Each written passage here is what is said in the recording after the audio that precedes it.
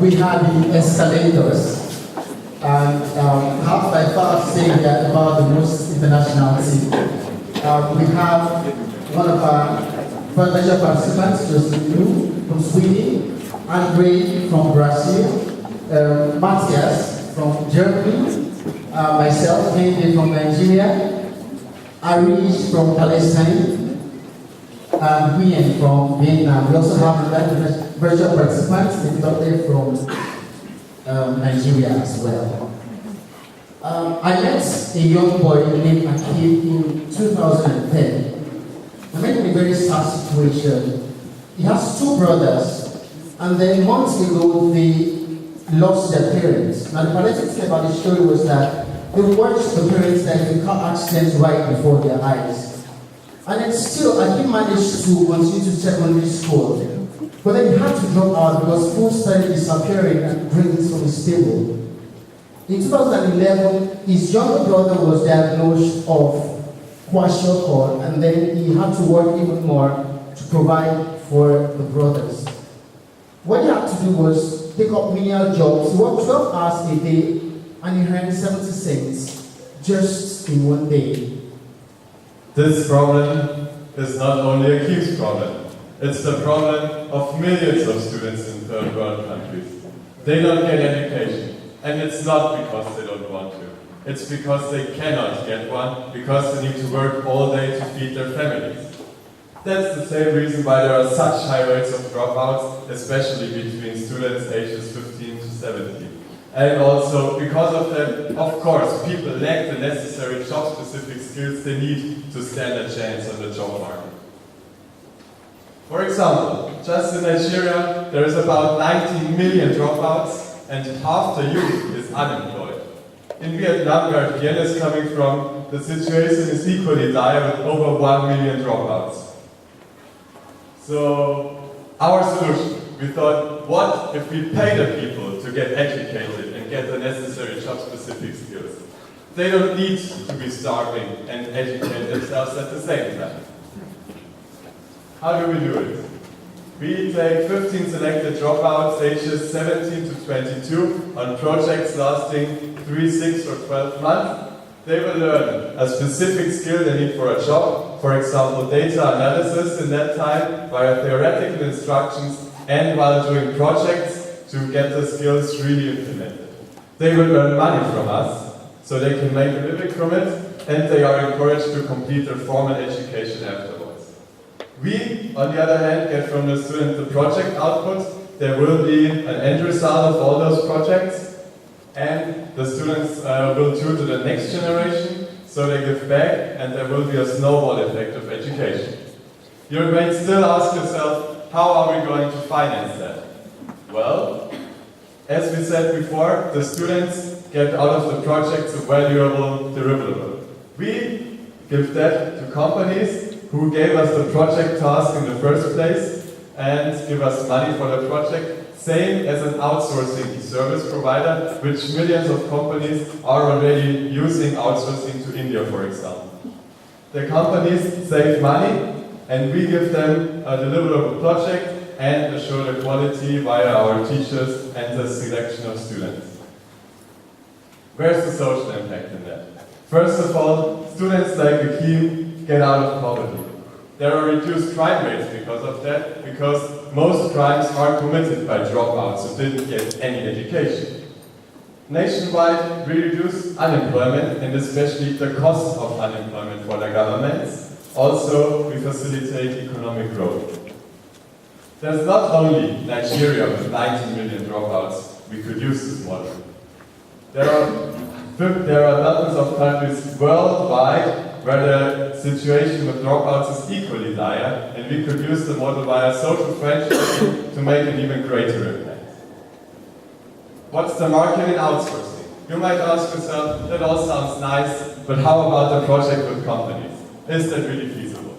Well, just to give you the numbers, there's almost 100 billion in the market for company outsourcing now. And the prediction is, by 2020, 1 in 2 businesses will have online teams, be it in India, be it in Nigeria or Vietnam. we're really curious about this project. Now, and then it's something like magic to us. How do you pay people to learn? We tried it out ourselves, and then went to Nigeria, where people like Akim and 19 million other dropouts are. And then we approached the National Center of Technology Management. We spoke directly to the Director General, and then he approved the project for us. As a matter of fact, it was his word to link us up to with other research institutes in the country. Our first student will be Akim. Now we have recruited already 6 other students who have individual stories that are really as touching as Akim. And we're going to be starting with them. Now this is how exactly it works. For Akim for now works 10 euros in a month. We pay him 30 euros every month.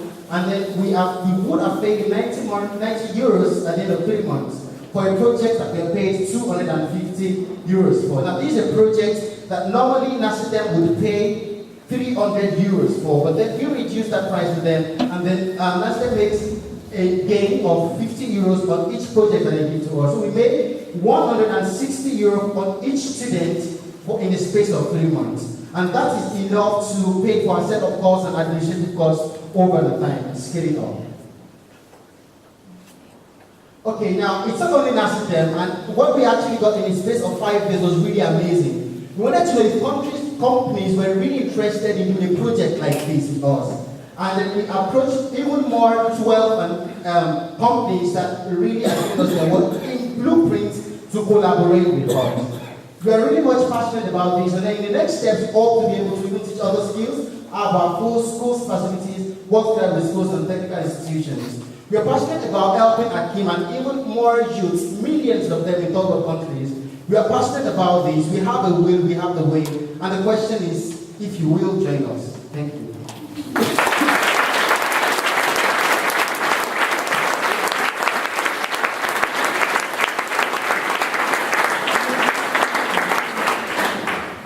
Three questions.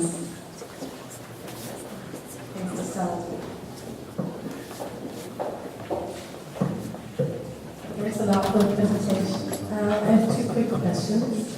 First of all, I'm curious about how you select the students and who does that. And second of all, you said you're going to encourage the students to, after the project has ended, go back to their education. How are you going to do that? How are you going to ensure that if you don't have another project for them, that you have a long-lasting impact?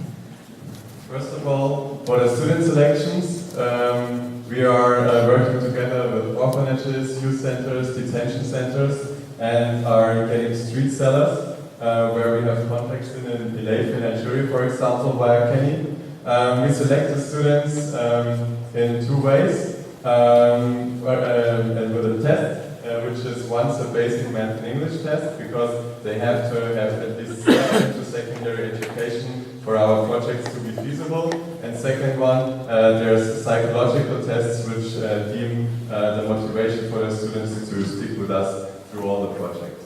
Thirdly, besides the test, of course we take recommendations from the center leaders so they can recommend us the best students, or the students they think are most motivated or will profit most from our projects. Answering your second question, we aimed during our courses to give them workshops that will empower them and encourage them.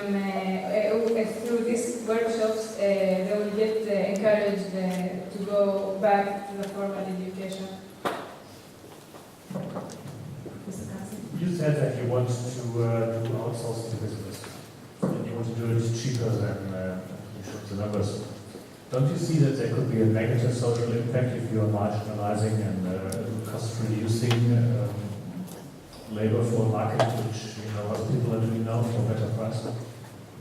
Well, actually, we are having an eye on taking basically the same value that normal workers in the country would get, and how we still can manage to finance the project is basically just because there is a big arbitrage between what a worker earns, for example, in America, and what a worker earns in Nigeria for the same, or at least even a bit less, good work, so to speak.